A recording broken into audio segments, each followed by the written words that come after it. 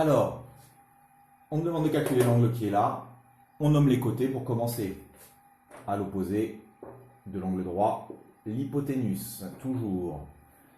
Ensuite, ici, je travaille sur cet angle. Ici, j'ai donc le côté opposé. Ici, j'ai forcément celui qui reste, l'adjacent. D'accord? Toujours à l'opposé. D'accord? Allez, on va trouver l'angle qui est ici. On commence par rédiger notre théorème. Donc, on sait que le triangle ABC est rectangle en B. On sait que le triangle ABC est rectangle en B.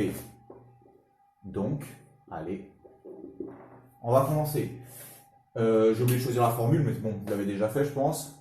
L'opposé, l'hypoténuse, c'est la formule du sinus. D'accord? Opposé, on connaît le côté opposé, on connaît l'hypoténuse. On choisit le sinus. Donc le sinus, toujours de l'angle. Sinus de quel angle? L'angle ACB. Le sinus de l'angle ACB, c'est le côté opposé sur l'hypoténuse. L'opposé, c'est AB. Je le marque. AB sur l'hypoténuse AC. Le sinus de l'angle ACB. AB sur AC. Allez, on continue. Attendez, je règle un petit peu. Voilà. AB sur AC. On remplace maintenant. Allez. Sinus de l'angle ACB. AB sur AC. Donc AB 2,3 et AC 4,7. Allez, on marque 4,7. Allez, comme on a déjà vu dans la vidéo explication, une fois qu'on a le sinus d'un angle, c'est très facile de calculer l'angle. On utilise la calculatrice et on fait, si on a le sinus, on fait le sinus moins 1. Donc, ACB, on fait le sinus moins 1 de 2,3 sur 4,7. On prend la calculatrice et ça va nous donner, on va l'arrondir au dixième, à peu près 29,3 degrés. 29,3 degrés. Allez, passons au triangle suivant. Le deuxième triangle, le triangle EDF. On cherche l'angle qui est ici. On commence par nommer les côtés. Allez, ici, j'ai donc à l'opposé de l'angle droit l'hypoténuse. Par rapport à l'angle que j'ai ici, à l'opposé, c'est ici, je connais l'opposé. Il me reste évidemment ici l'adjacent. Allez, donc je connais l'opposé et l'adjacent. Regardez la formule, opposé, adjacent. Il n'y en a qu'une qui utilise, c'est tangente, la tan. Allez, on commence à rédiger. On sait que le triangle DEF est rectangle en E. Donc, 2 points. Rectangle en E. Allez, choisissons la formule à utiliser. On a dit que c'était la tangente. La tangente de quel angle? On travaille sur celui-là. EDF. La tangente de l'angle EDF. Allez, on le marque. Tangente de l'angle EDF. EDF. La tangente de l'angle EDF. La tangente, c'est marqué opposé divisé par adjacent. Bon, je le fais. Opposé, le côté opposé, c'est EF. EF. L'adjacent, c'est ED. EF sur ED. On continue. Donc, la tangente de l'angle EDF, c'est, je remplace, EF c'est 3,9, EF c'est 4,9. Donc l'opposé sur l'adjacent.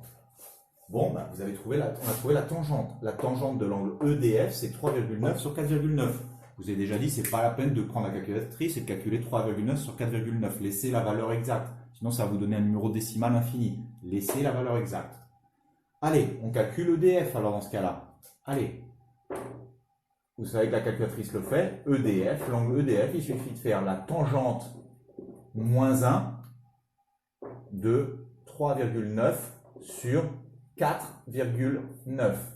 Et ça, avec la calculatrice, ça nous donne à peu près 38,5 degrés. À peu près 38,5 degrés.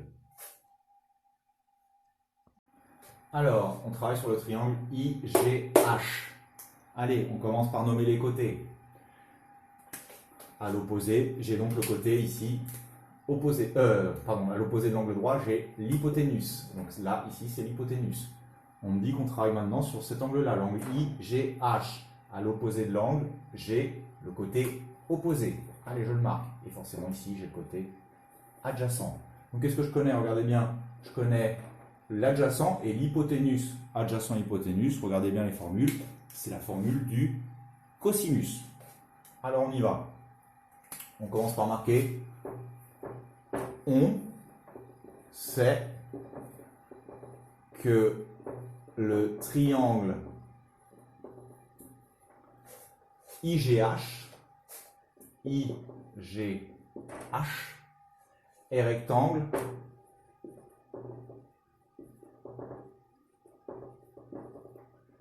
en H. Donc, 2 points. Rectangle en H. On a dit qu'on a utilisé le cosinus. Bon, ben marquons le cosinus de quel angle? Il faut toujours dire que le cosinus, le sinus ou la tangente de quel angle? L'angle IGH. Donc le cosinus de l'angle IGH, le cosinus, on a dit que c'était quoi le côté adjacent sur l'hypoténuse? Donc on le marque GH sur GI. GH sur GI. N'oubliez pas de marquer la formule. Une fois que la formule est marquée, on remplace. Le cosinus de l'angle IGH, c'est égal à GH qui fait 2,7 sur GI qui fait 5,2. 2,7 sur 5,2. Bon, je vais bien mettre le chapeau ici. Une fois qu'on a ça, allez, on marque IGH. C'est égal à cosinus moins 1. Cosinus moins 1. Une fois qu'on a le cosinus moins 1 de 2,7 sur 5,2. On prend la calculatrice, le cosinus moins 1, donc de 2,7 sur 5,2, ça vous donne à peu près 58,7 degrés. Voilà pour l'exercice numéro 1.